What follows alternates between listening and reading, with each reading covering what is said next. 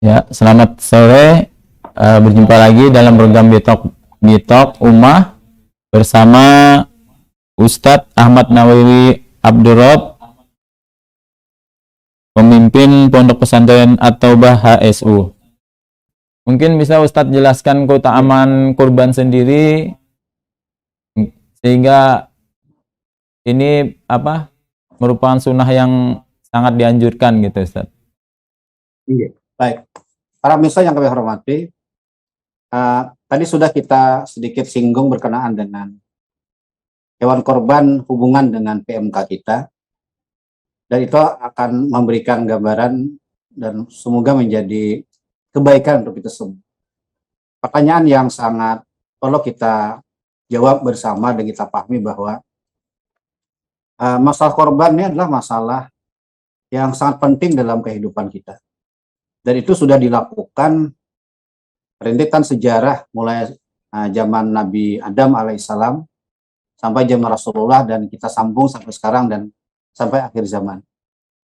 Nah, begitu tingginya masalah korban ini sehingga Islam menempatkan korban adalah penyembelihan hewan korban, khususnya yang kita bahas pada saat ini, ada hal yang sangat penting. Pertama, kita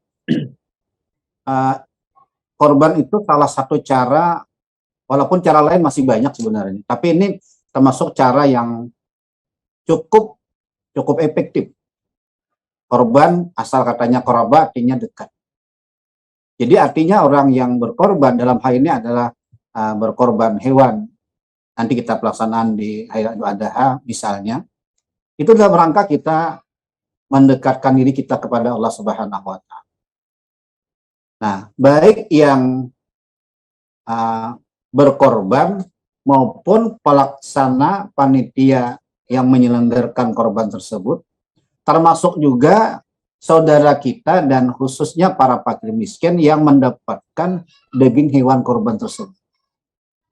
Coba kita bayangkan berapa banyak manfaat yang kita dapatkan.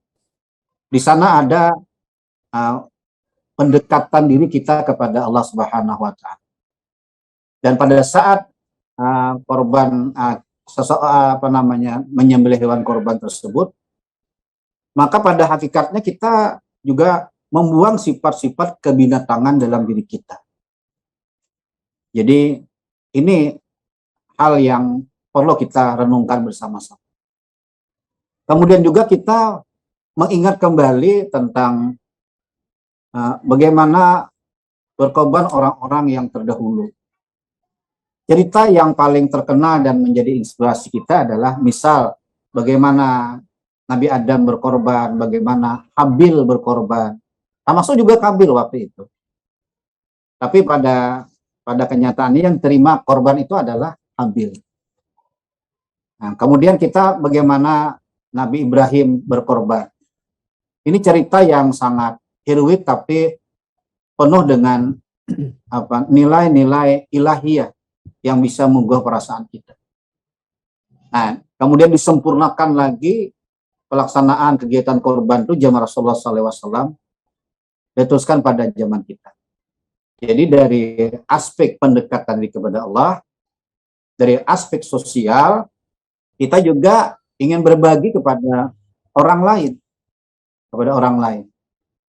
Kemudian kita juga membagikan korban kepada fakir miskin khususnya, dan sebagainya. Jadi ini merupakan sebuah hal yang luar biasa. Nah, yang terakhir adalah dalam hal kemanfaatan atau fadilah keutamaan berkorban ini, Allah Subhanahu wa Ta'ala akan memberikan pahala yang besar, keberkahan di dunia dan juga nilai yang besar, rahmat dari Allah Subhanahu wa Ta'ala pada hari kiamat. Kalau yang saya baca dari salah satu hadis kan disebutkan dari Aisyah radhiyallahu an, Nabi Shallallahu alaihi wasallam bersabda, tidak ada suatu amalan pun yang dilakukan oleh manusia pada hari raya kurban yang lebih dicintai Allah Subhanahu wa Ta'ala dari menyembelih hewan kurban. Sesungguhnya hewan kurban itu kelak pada hari kiamat akan datang beserta tanduk-tanduknya, bulu-bulunya dan kuku-kukunya, dan sesungguhnya sebelum darah kurban itu menyentuh tanah, ia pahalanya telah diterima di sisi Allah. Maka beruntunglah kalian semua dengan pahala kurban itu. hadis Tarmizi. Nah ini maksud dari hadis ini mungkin gimana Ustaz? Oke, itu juga bagian dari motivasi yang besar kepada kita ya, baik yang bersifat individu, kolektif, atau yang lebih besar dalam bentuk kemasyarakatan. Jadi artinya bahwa korban itu pertama kan memenuhi persyaratan, ya. Kemudian membelinya dengan yang halal. Kemudian niatnya harus kita luruskan. Kemudian hewan yang kita jadikan hewan sembelihan juga harus memenuhi syarat dan rukun sebagaimana yang kita jelaskan di atas. Nah, jadi dari hadis itu bisa kita pahami bahwa ya, itulah nilai-nilai ketakwaan yang Allah berikan dari rentetan proses bagian-bagian dari kegiatan korban itu sendiri. Sampai disebutkan di sana darah yang mengalir. Nah, itu menunjukkan bahwa Allah memberikan nilai-nilai spesifik setiap penyelenggaraan hewan korban itu. Dan setiap penyembelihan itu punya makna yang syarat dengan pelajaran bagi kita semua. Sehingga akan menumbuhkan keimanan kita kepada Allah, jiwa korban yang sangat tinggi, dan tentu kita akan bersama-sama membentuk komunitas masyarakat baldatun tayyibatun warabun ghafur. Dan tentunya yang lebih perlu kita perhatikan adalah bahwa berkorban niatnya harus benar, caranya harus benar, tujuannya juga harus benar, maka insya Allah akan menghasilkan kemanfaatan yang luar biasa baik dunia pun di akhirat. Kembali lagi ke tema kita Ustadz, tadi Pian jelaskan bahwa untuk PMK yang masih dibolehkan ya, hewan ternak yang terserang PMK masih dengan gejala ringan gitu. Iya. Nah ini berarti harus ada tenaga ahli tadi ya dari dinas peternakan atau apa yang memastikan bahwa hewan ini termasuk layak untuk dijadikan hewan kurban gitu ya, sampai hari H penyembelihan gitu ya, itu ya detik-detik sebelum penyembelihan. Iya. Iya. Nah itu gimana itu Ustadz? Baik, tadi kan sudah dijelaskan di awal bahwa PMK itu ada dua gejala ringan dan gejala berat. Kalau gejala berat saya kira kita sudah sampaikan di awal tadi. Nah, untuk gejala ringan ini, baik gejala ringan maupun berat juga harus kita komunikasikan dan kita minta pendapat yang kepada para ahlinya. Ya, nah, dan kepada ahlinya ini sudah dituangkan dalam sebuah keputusan yang berbentuk fatwa MUI sebagaimana yang kami jelaskan terdahulu. Nah, gejala ringan ini apabila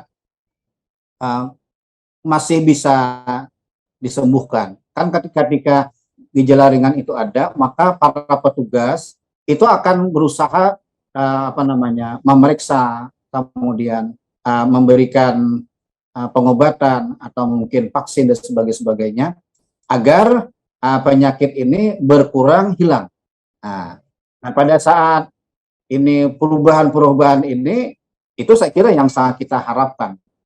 Nah, dan kita sangat berterima kasih kepada para ahli dokter-dokter hewan ini yang sangat membantu, terutama yang pada saat ini kita sangat memerlukan tenaga profesional mereka.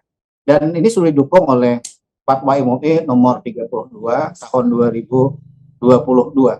Nah, apabila ini sudah bisa disembuhkan dan pas waktu itu adalah tanggal Idul Adha pada masa-masa waktu penyembelihan, nah maka itu diperbolehkan dan dipersilahkan.